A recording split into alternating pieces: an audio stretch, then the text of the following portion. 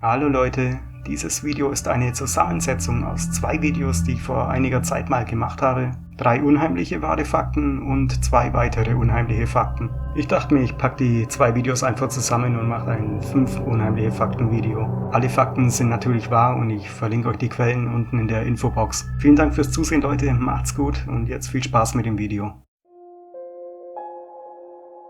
Tammy Lynn Leppard war eine US-amerikanische Schauspielerin, Schönheitskönigin und Model. Sie hatte eine kurze Szene im 1983er Film Scarface.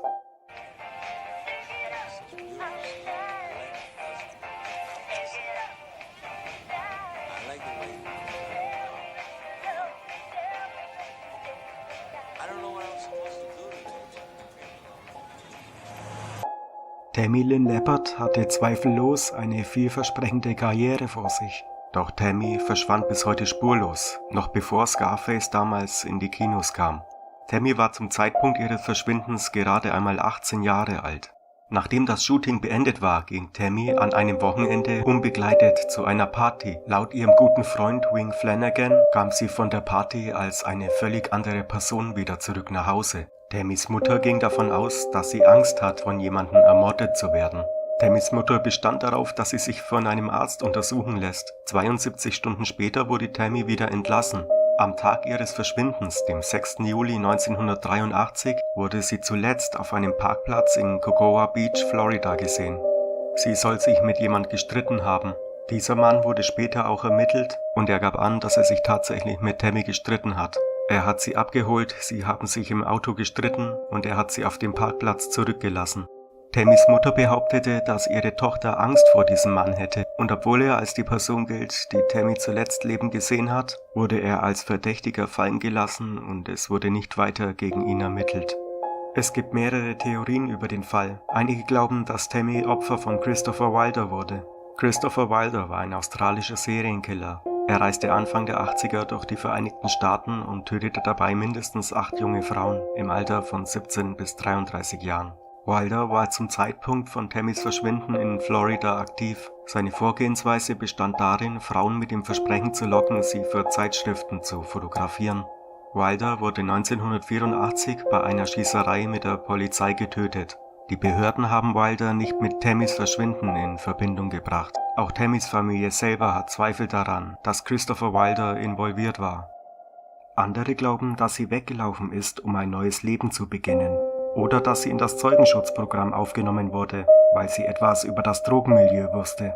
Es gibt auch Berichte, dass die Polizei 2 Anrufe von einer Frau erhalten hat, die behauptete, dass Tammy noch am Leben sei, aber keinen Kontakt aufnehmen könne. Es wurden Flugblätter verteilt, Interviews gegeben. Tammys Mutter engagierte sogar Privatdetektive. Doch Tammy Lynn Leppard tauchte bis heute nicht mehr auf. Ich frage mich wirklich, was Tammy damals auf der Party mitbekommen hat. Von dieser soll sie ja als völlig anderer Mensch zurückgekommen sein. Vielleicht hat sie irgendetwas gesehen, was sie nicht hätte sehen sollen. Tammy ist nun seit mehr als 40 Jahren verschwunden. Also wenn ihr das nächste Mal Scarface schaut, wisst ihr jetzt, wer diese attraktive Blondine ist, mit der Manny da flirtet, während Angel zersägt wird, bei Minute 25.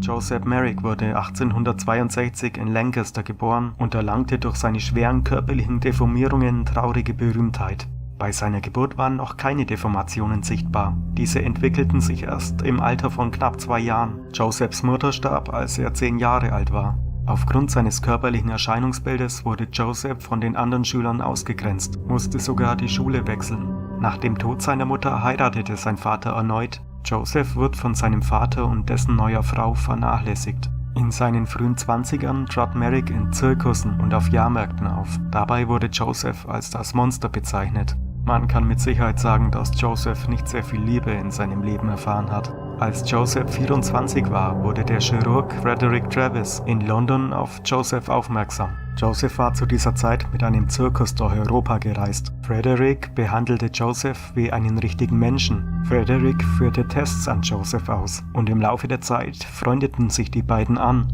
Joseph hat sich zuvor noch nie von einem Menschen derart verstanden gefühlt.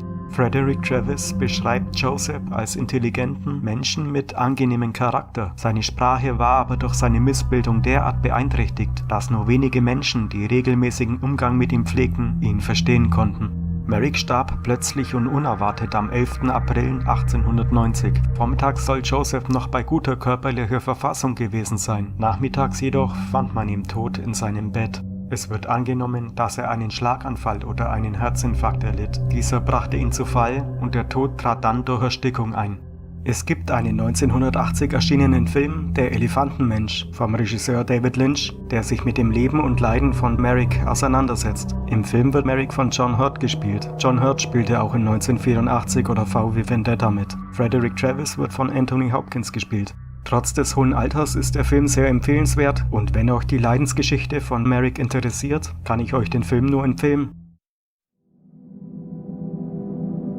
20. Februar 1999, Yanango, Peru. Ein örtlicher Schweißer, der an einem Wasserrohr arbeitet, findet eine kleine silberne Kapsel bzw. dieses Stückchen Draht hier auf seiner Baustelle. Er hebt es auf und steckt es in seine rechte Gesäßtasche. Für den Rest des Arbeitstages behielt der Schweißer das Metallteil in seiner Hosentasche. Um ca. 20:30 Uhr kommt der Schweißer von der Arbeit zu Hause an. Er beklagt sich bei seiner Frau über Schmerzen an seinem rechten Oberschenkel. Zur ungefähr gleichen Zeit kommt ein Röntgentechniker auf der Baustelle an. Der Röntgentechniker möchte auf der Baustelle von dem Wasserrohr ein Bild machen. Er hat vor, dieses Bild mit einer radiografischen Kamera zu machen, die zuvor schon auf der Baustelle stand. Doch nach mehreren Versuchen stellt der Röntgentechniker fest, dass die Kamera nicht funktioniert. Er öffnet die Kamera, um sie zu inspizieren. Dabei stellt er fest, dass die radiologische Quelle fehlt. Ohne dieses radioaktive Pigtail funktioniert die Kamera nicht.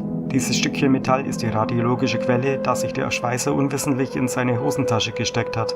Die Radiografiekamera stand unbeaufsichtigt auf der Baustelle und der Schweißer konnte nicht wissen, was das ist. Über den Fall wurde ein ganzer Bericht verfasst. Auch wurde eine Investigation eingeleitet. Es ist unklar, wie sich dieses Metallteil lösen konnte. Jedenfalls telefoniert dann die Radiografiefirma mit der Schweißerfirma, um sich die Anschrift von jedem Schweißer geben zu lassen, der an diesem Tag auf der Baustelle gearbeitet hat.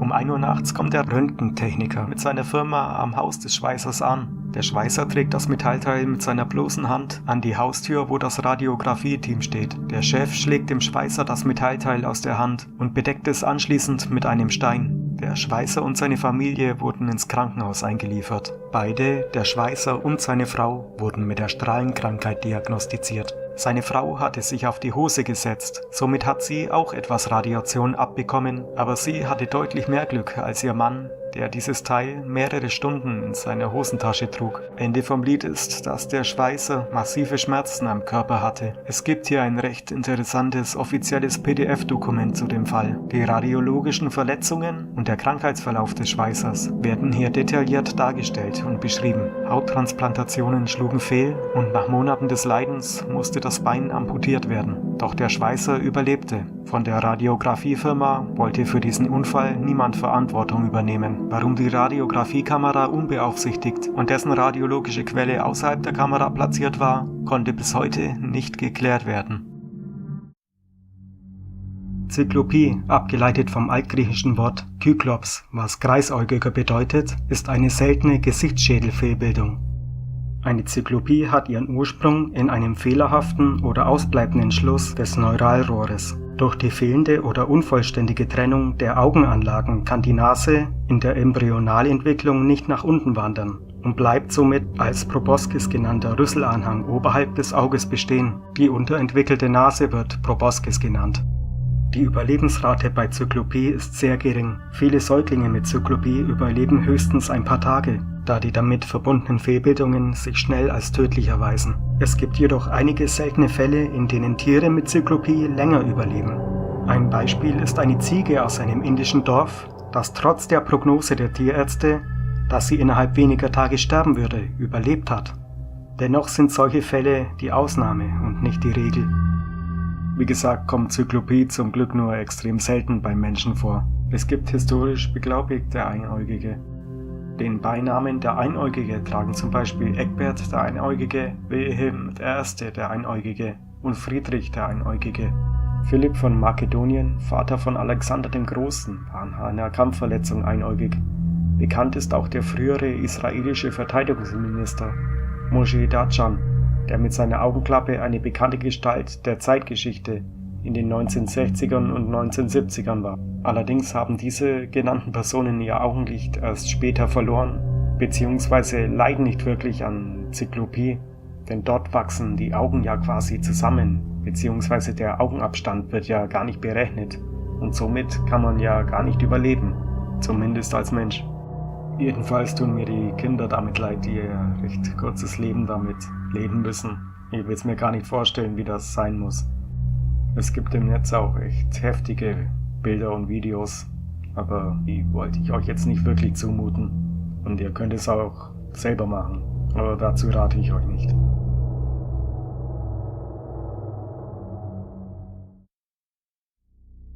Travis war ein männlicher Schimpanse, der von einer menschlichen Familie aufgezogen wurde und bei ihr lebte. Travis wurde 1995 geboren und lebte bei Sandra und Jerome Harold in Stamford, Connecticut. Travis war ein bekanntes Gesicht in der Stadt und begleitete die Harolds oft zur Arbeit und auf ihren Einkaufstouren. Der Schimpanse konnte sogar selbstständig Türen mit Schlüsseln öffnen. Auch konnte er sich selbstständig anziehen, Pflanzen gießen oder Heu an die Pferde seiner Besitzer verfüttern.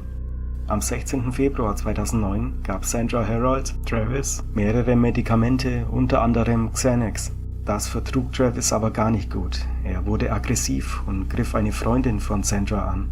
Travis randalierte total und begann die Freundin von Sandra regelrecht auseinanderzunehmen. Völlig geschockt rief Sandra bei der Polizei an. What's the problem there? The chip killed my friend. What's the problem with your friend? I need to know. The police up with a gun. He ripped her face off. He ripped her face off? He tried to attack me. Please, Okay, hurry. I need you. Hurry up. They're on the way, but I need you to give me more information. Who's doing this? With guns. Who has the guns? They'll bring the guns. You gotta kill this chimp. Jedenfalls verlor die Freundin von Sandra bei diesem Angriff Teile ihrer Arme und nahezu ihr komplettes Gesicht. Die Einsatzkräfte bezeichneten die Verletzungen als schrecklich. Innerhalb der folgenden 72 Stunden nach dem Angriff unterzog sich die Freundin von Sandra einer über 7-stündigen Gesichtsoperation. Auch ihre Arme wurden operiert. Allerdings würde sie für den Rest ihres Lebens blind bleiben. Sie hat eine Gesichtstransplantation bekommen. Travis selbst wurde erschossen. Also auch wenn er sich gut mit Menschen versteht, weiß ich jetzt nicht, warum man einem wilden Tier Xanax geben muss. Das Opfer heißt übrigens Carla Nash und war damals 2009 55 Jahre alt. Sandra Harold starb im Jahr 2010 an einem Aneurysma. Der Polizist, der Travis erschoss, konnte nach dem Vorfall zunächst keine Therapie gegen seine Depressionen und Angstzustände bekommen. Dies führte 2010 zu einem Gesetzesvorschlag, der die Entschädigung eines Polizeibeamten für geistige oder emotionale Beeinträchtigungen abdeckt, nachdem er bei der Tötung eines Tieres vertretbare Gewalt angewendet hat. Ich finde den Fall in Kombination mit dem Anruf echt heftig. Aber natürlich auch verantwortungslos von der Sandra, dem Travis so starke Medikamente zu verabreichen. Sandra gab damals an, es wäre zur Borreliose-Vorbeugung und außer Xanax hat er noch ein anderes Mittel bekommen. Man sagt ja, ein Schimpanse ist ungefähr 7-mal stärker als ein Mensch. Und das ist dann wohl ein Grund, warum man seinem Schimpansen keine harten Drogen geben sollte.